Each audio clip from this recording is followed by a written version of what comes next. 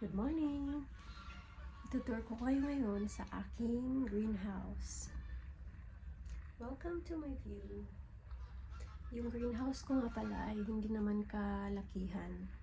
So, here we go. Ayan yung greenhouse ko sa likod. We'll see. So, ayan. Ganyan lang po kalaki ang aking greenhouse. At sa likod, may makikita kayong windmill. At yan ay pugad ng stork. Ewan ko kung ano sa Tagalog ang stork. So, ito na. So, open na siya. Open na yung kanyang window for ventilation. So, sobrang masukal na po talaga sa loob. Kasi, nag-grow lang lahat ng aking pananim. Ayan. Pagpasok mong ganyan, may ampalaya. Ayan, may mga maliliit na bunga. Ayan. Hanggang sa baba. Ayan. Pagsuot mong ganyan, pak. May ampalaya doon na kinain ng mga slugs. Kasi hindi ko nga namalayan na mayroon pala dyan, nakatago lang. So, pagpasok mong ganyan, so, ganyan, sa loob, sa entrance pala yan. So, pagpasok mo, dapat maganon ka. Ewan ko. Yan. Kasi, matamaan ka ng mga dahon. Ayan. Ayan ang greenhouse ko. Nandyan yung ampalaya sa unahan. Sa entrance. Tapos, meron pa ako ditong cucumber. Ipapakita ko muna sa inyo ang aking ampalaya kung ilan na ang bunga niya. Ayan yung aking ampalaya. Ang lalaki na nila at ang tataba. Ito, ready to harvest na po ito. At ito, ready to harvest. Dalawa. Tapos, meron pang mga maliliit sa lupa. Ayan. Ayan. Ito, ipahihinugin ko to at itatanim ko siya for next season. So, actually, itong ampalaya ko, isang puno lang yan siya. Pero ang dami-dami na niyang bunga. Ayan. Ayan. Super dami. Ayan. Kahit isang puno lang yan siya. Taran! Ayan. Umabot na sila hanggang sa ceiling ng aking greenhouse. Buhay pa rin yung kamatis. Ayan, nabuhay pa rin yung kamatis. So, ayan yung sa unahan, sa back door. Charot, back door. Ayan siya. Ayan. Aside sa ampalaya, meron po akong tanim na mga cucumber o yung, ano ba sa Tagalog ang cucumber? Basta cucumber. Ayan, papakita ko sa inyo kung ilan yung bunga niya. So, andito yung cucumber ko. Ayan, ang dami niyang bunga. Ayan. Tingnan niyo naman, nasa likod. Ayan. Ito pa. Ayan. Ayan. Ayan yung malaki. Diba? Ang dami nila. May mga maliliit pa. Ayan, dito din sa ceiling. Umabot na rin siya sa ceiling. Yung aking mga pananim. Ayan. Nakita niyo. Ayan. Sumuot na siya sa may ceiling. Nahulog na siya sa loob. Ayan, marami siya. Ayan, sa ceiling hanggang dito sa gilid. Ayan. May bunga siya. Now, cucumber. Ayan pa. Ayan. Ang dami-dami pa rin. September na ngayon. Sangkatutak. Ayan. Tapos, dito pa yan. Ayan. Ayan. Ayan pa. Hanggang sa lupa. Ayan. Ayan. Nandyan sa lupa siya. Sa punuan ng bunga. Tapos, ang hanggang dito. Ayan. Ayan. Sobrang dami ng bunga ng cucumber ko, as in.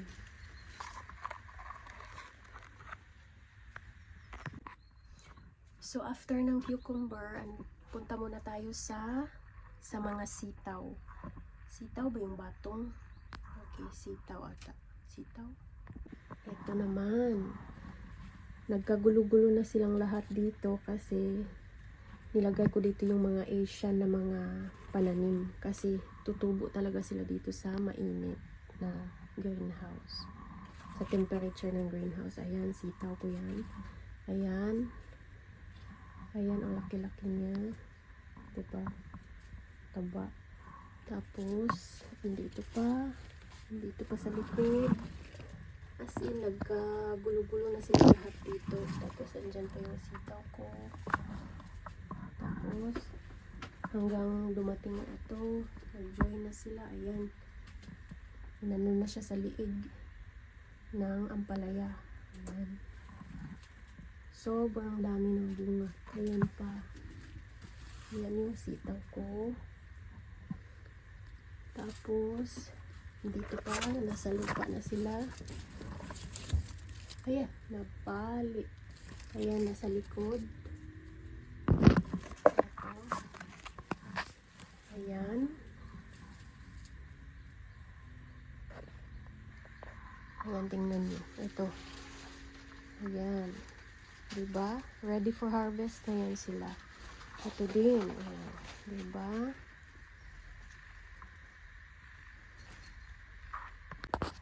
May mga pananim din akong talong dito sa aking greenhouse. Kakasibol pa lang ng bulaklak nila. Ayan. Ito. Nilagay ko siya sa pot. I don't know kung magsasucceed ito. Tsaka meron ito dito.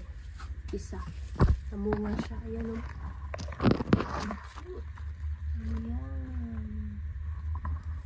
Tapos, talong. Tapos ito, sa banda na to, talong din. Ayan. Kakabunga lang niya. Oo, ang cute-cute. Tapos may bulaklak din. Ito din, talong. Ayan.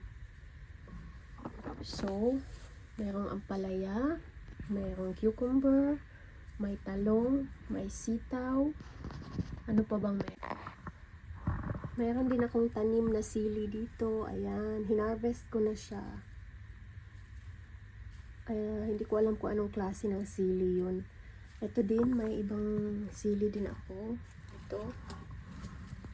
Ayan, panigang. Siling panigang yan. Ayan.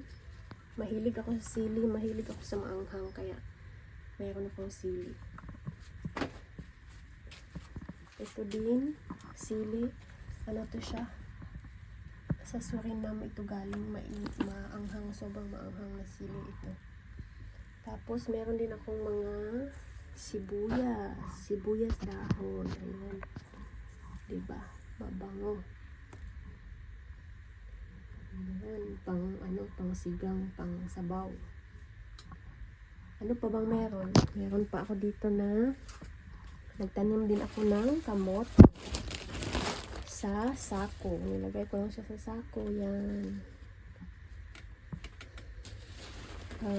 Makapal tong dahon niya dati. Umaabot na hanggang dito. Ganyan. Ito naman, may gabi ako. Ayan yung gabi ko. Dalawang pot. Ayan. Malaki na sila. Tapos, meron akong seedlings ng papaya. Hindi ko alam kung saan ko itatanim yan kasi malapit nang lumamig. Ayan.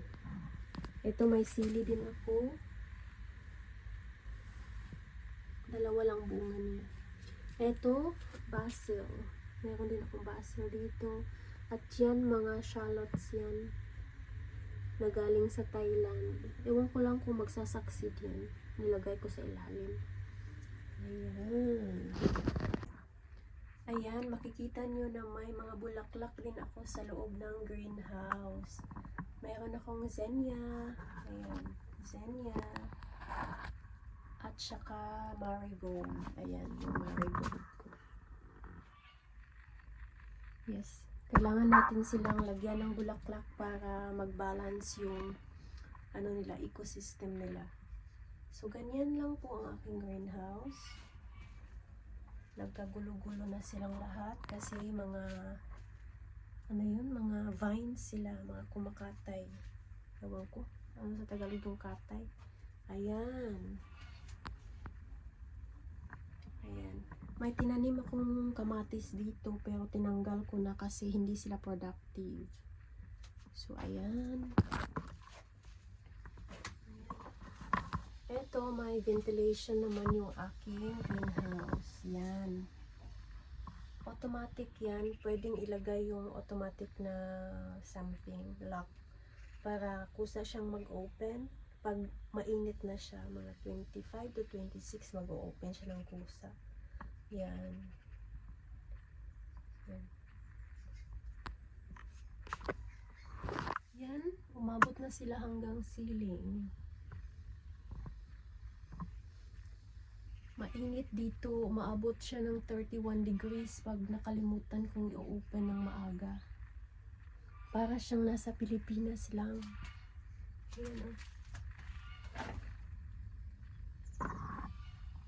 Ang sarap tumambay kaya dito nakakawala ng stress. Diba? Ayan. Ang aking sitaw. See you in my next vlog. Bye!